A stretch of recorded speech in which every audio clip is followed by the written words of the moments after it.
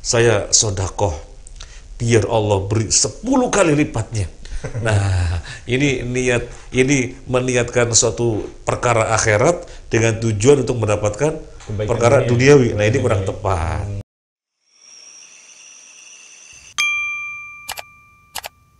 Nah, Baik, yang pertama bismillah. Assalamualaikum Ustaz. Waalaikumsalam warahmatullah. Ustaz, mohon penjelasannya. Ini saya barusan nyimak kajian tentang niat dan doa. Kata Ustadznya, kalau niat ikhlas semata karena Allah, tidak ada campur dengan keinginan dunia.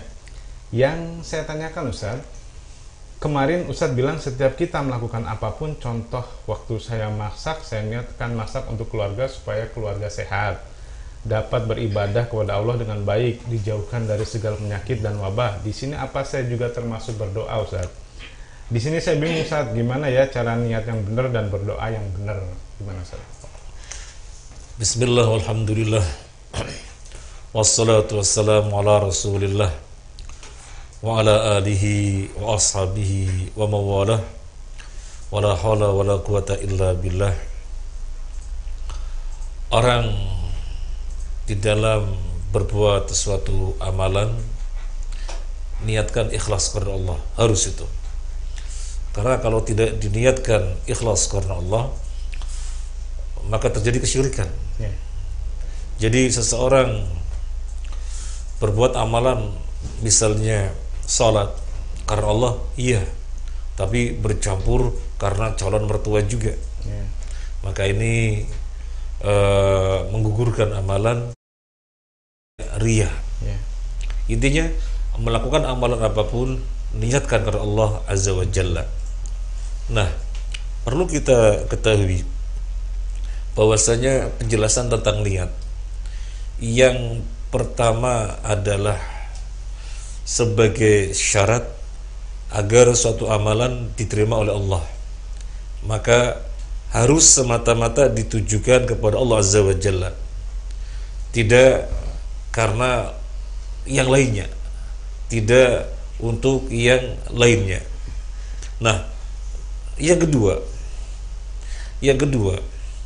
niat itu untuk membedakan amalan yang satu dari amalan yang lainnya. Saya mau bertanya kepada Fatihah, zuhur berapa rakaat? 4 Ustaz. Asar? 4. Tata cara pelaksana sholatnya persis apa beda? Sama Ustaz. Persis sama. Yang membedakan apanya? Niat. Nah, ini yang kedua. Niat itu untuk membedakan suatu amalan dari amalan yang satu ke amalan yang lainnya. Nah, kemudian contoh yang lainnya, puasa Ramadan dengan puasa Senin Kemis. Puasa Ramadan wajib, puasa Senin Kemis sunnah. Pelaksananya ada bedanya? Sama persis. Yang membedakan niatnya. Nah, ini yang kedua. Yang membedakan adalah niatnya. Nah, pembahasan niat yang ketiga. Orang berbuat apapun aktivitas-aktivitas kehidupan. Orang berbuat apapun aktivitas-aktivitas kehidupan, olahraga, kemudian makan-makan, kumpul-kumpul, futsal, apalagi Pak ya, rekreasi, duduk-duduk ngobrol dan yang lainnya. Ini perkara-perkara yang mubah. Perkara-perkara yang mubah. Ibadah bukan. Berarti orang kalau berbuat dengan perkara-perkara ini nggak dapat pahala, yang memang bukan ibadah, tetapi bisa mendapatkan pahala ibadah kalau orang meniatkan. Misalnya rekreasi. Kalau orang nggak ada niat apa-apa, ya sudah dapat seger saja, lihat sapi, lihat onta, ya itu aja, senang, happy. Jadi nggak dapat apa-apa. Orang mandi pure, nggak ada niat apa-apa, ya fresh saja, seger gitu. Tapi coba kalau dialasi sesuatu yang diikatkan kepada Allah. Ya Allah, saya rekreasi ini, saya niatkan yang pertama tadabbur alam, Karena dengan pergi kemana melihat pemandangan yang subhanallah menakjubkan, jadi kita banyak berzikir, tadabbur alam. Yang kedua, pengen nyenengin anak istri, biar keduanya seneng, sehingga menambah keharmonisan rumah tangga. Yang ketiga, ya Allah, nanti saya di tempat sana insya Allah akan bertemu dengan kedai-kedai milik muslim. Kita di sana akan belanja.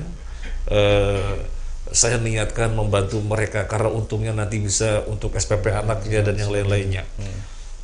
Dan niat yang lainnya masing-masing orang bisa berbeda-beda, Bu Fatia. Sesuai dengan rakusnya seseorang kepada pahala dan sesuai dengan pemahaman dan dia di dalam agama akan mendapatkan niat yang sangat banyak, yang tentunya mendapatkan pahala-pahala yang sangat banyak. Nah, ini sudah ketiga. Yang keempat, pembahasan tentang niat. Bisa nggak kita berbuat ibadah karena Allah tetapi niatnya untuk mendapatkan kebaikan dunia? Nah, ini terkait dengan tawasul dengan amal soleh. Kita baca Al-Quran, kita nolong orang, kita bersedekah, kemudian niatnya agar Allah memberikan kemudahan kita urusan dunia, biar dagangnya lancar, biar urusannya dimudahkan, biar sehat dan yang lain-lainnya. Itu bagaimana? Betul, ketika konteksnya adalah tawasul dengan amal soleh, tetapi tentunya jangan sampai salah menerapkan. Jadi begini, ya Allah saya bersedekah misalnya, ya Allah saya baca Quran banyak, semuanya karena Engkau ya Allah, semuanya karena Engkau ya Allah, maka mudahkanlah seluruh urusan saya, karena Engkau berfirman, wa may yattaqillaha yaj'al lahu makhraja wa yarzuqhu min haitsu la yahtasib. Barang siapa yang bertakwa kepada Allah, maka Allah akan memberinya solusi dan akan memberi rezeki dari arah yang tidak disangka-sangka. Maka kita berdoa, berbuat ibadah-ibadah, memperbanyak sholat, memperbanyak puasa, memperbanyak baca Al-Quran, berbanyak-banyakan dakwah, nasihat. Itu kita niatkan karena Allah semata-mata, bukan ada tendensi macam-macam. Tapi pada saat yang sama kita memohon kepada Allah, ya Allah semua itu adalah bentuk-bentuk ketakwaan, dan Engkau berjanji akan memberikan solusi kepada orang yang berbuat ketakwaan. Maka mudahkanlah seluruh urusan saya Allah. Semacam ini tidak apa-apa. Tetapi kalau misalnya begini, saya sodakoh biar Allah beri 10 kali lipatnya. Nah, ini meniatkan suatu perkara akhirat dengan tujuan untuk mendapatkan perkara duniawi. Nah, ini kurang tepat. Ya, ini tidak tepat. Demikian Fatia. Allah alam. Baik Ustaz. Ke masalah ikhlas agak panjang dikit saja. Kalau misalnya ada orang yang menanyakan tindakan kita atau bertanya sesuatu tentang kegiatan kita, lalu kita mengatakan saya ikhlas kok karena Allah, itu boleh nggak Ustaz? Saya ikhlas kok karena Allah gitu ya. Saya ikhlas kok gitu. Atau perlu, kalau udah gini kita perlu ikhlas yang lain lagi misalnya karena udah ngomong seperti itu. Gimana Ustaz? Ya, jadi misalnya kita kasih sesuatu kepada seorang gitu ya, orang tersebut mungkin ragu-ragu nerimanya gitu ya, karena dipandang yang memberikan juga orang yang butuh, bukan orang yang berlebih, sehingga untuk memastikan sudah antum ambil saja, ada ikhlas gitu ya. Jadi sebagai bentuk penegasan bahwasanya Anda melihat saya orang yang juga membutuhkan ya, yang juga membutuhkan, tetapi Bismillah karena Allah Anda ambil. Jadi semacam ini juga tidak ada riya ya. Jadi menegaskan bahwa ini karena Allah gitu ya. Jadi tidak serta-merta suatu amalan yang kemudian diketahui oleh orang lain itu riya, tidak. Tidak ya. Jadi masalah ikhlas dan riya itu sesungguhnya permasalahan yang tersembunyi ya di dalam hati. Jadi tidak kemudian melihat orang menampakkan amalannya, oh riya dia, enggak. Tidak, bisa jadi sengaja dia menampakkan dia sudah jaga hati ikhlas karena Allah, dia jaga hati, jangan sampai ada riya, jangan sampai ada sum'ah. Cuma dia pengen orang-orang yang ada di sekitarnya terlecut dengan dia berinfak, maka sengaja dia perlihatkan, ya Allah saya ingin memberi contoh orang-orang yang lain biar ikut infak juga, maka dia dapat 2 pahala. pahala infak dan pahala ngajak-ngajak orang. Nah, jadi tidak serta-merta ketika orang berbuat amalan dilihat oleh orang lain kemudian pasti ria, tidak.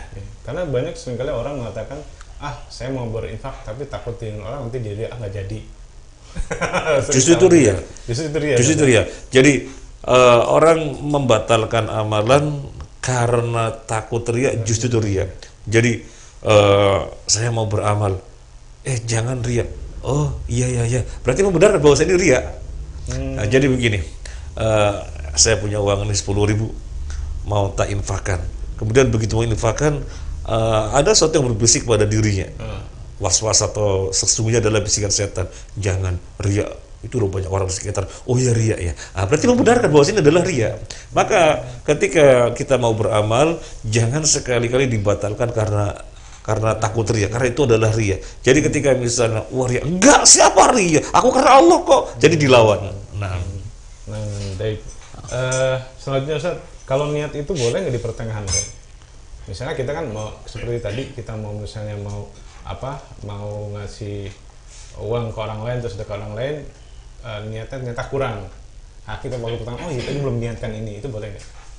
Bagaimana maksudnya ya? Maksudnya kita ikhlasnya pas ketika pertengahan misalnya. Oh, ikhlasnya pas ketika pertengahan. Jadi di awal itu tidak ikhlas. Iya. Ada keraguan kan? Ada keraguan. Pas di tengah-tengah baru ikhlas. Jadi di awalnya tidak ikhlas. Kemudian di tengah-tengah ikhlas. Kalau amalan yang terkait, amalan terkait, maka berbeda dengan amalan yang tidak terkait.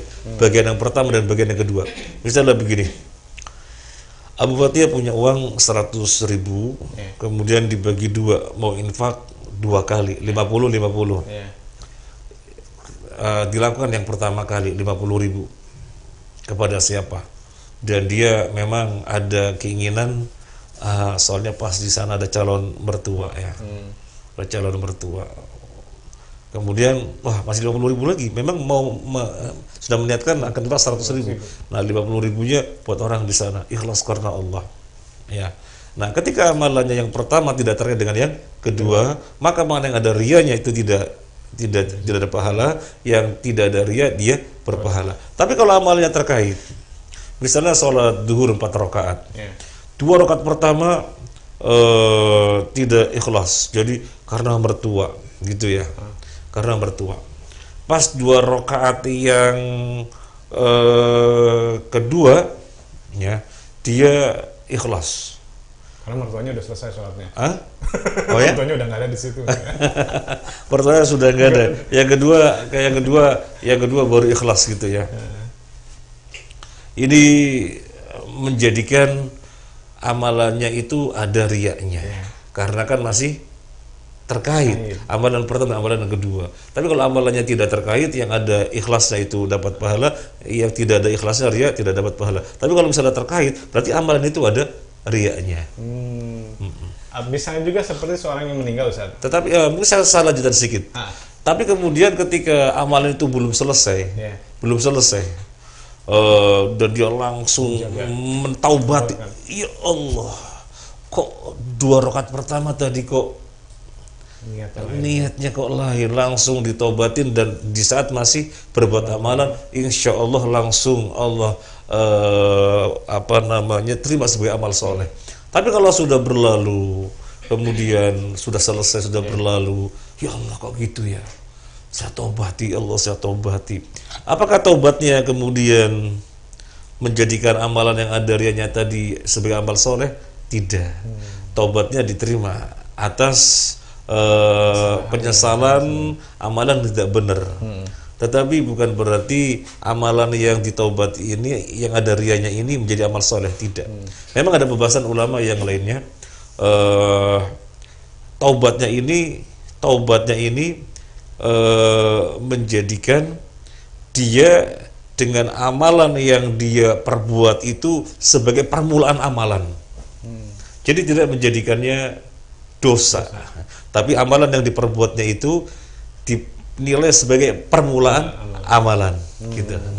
Kalau misalnya kejadian orang yang meninggal, Ustaz, biasanya kan kita ada orang yang kita sayangi meninggal, kan ada semacam ketidakikhlasan. Tapi lama udah insya Allah saya sudah ikhlas. Nah itu kan ada dua kondisi itu, Ustaz. Ini ikhlas bahasa Indonesia mungkin ya.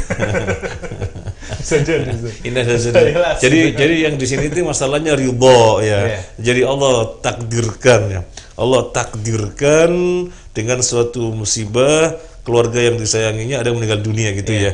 Awalnya itu berat. Kok meninggal gitu ya. Wong kemarin aja masih makan mie ayam bareng gitu ya. Kok sekarang meninggal, rasanya gimana, berat. Dia kemudian sedih gitu ya. Padahal kalau dia langsung sadar dari awal, ini takdir selesai. Langsung menerima. Inna lillahi wa inna ilaihi raji'un. Allahumma ajurni fi musibati wa akhlif li khairan minha, kan begitu ya, langsung ya menerima takdir. Nah, maksudnya menerima takdir itu yang antum sebut dengan ikhlas tadi. Jadi ini ikhlas bahasa Indonesia. Nah, kalau misalnya dia dari awal berat gitu ya, kemudian sedih, sampai kemudian gak mau makan, sampai kemudian nampar-nampar pipi apa, itu dosa. Karena tidak menerima takdir. Berarti dia tidak sabar. Tapi kemudian beberapa hari kemudian dia menyadari, ya Allah, saya kenapa begini? Ini kan namanya saya tidak ridho dengan takdir. Ya Allah, saya bertobat ya Allah. Kemudian yang berikutnya bisa sabar. Memang dia disebut orang bersabar karena sekarang menjalani kesabaran. Tetapi dia tidak berbuat kesabaran dengan sabar yang utama. Sabarnya sudah tengah-tengah atau sudah yang berikutnya. Padahal sabar itu ada yang utama, dan ini yang kita upayakan. Sabar yang utama itu ketika hentakan musibah mengenai pertama kali, cek langsung inna lillahi wa inna ilaihi raji'un. Jadi langsung menerima ridho dari awal.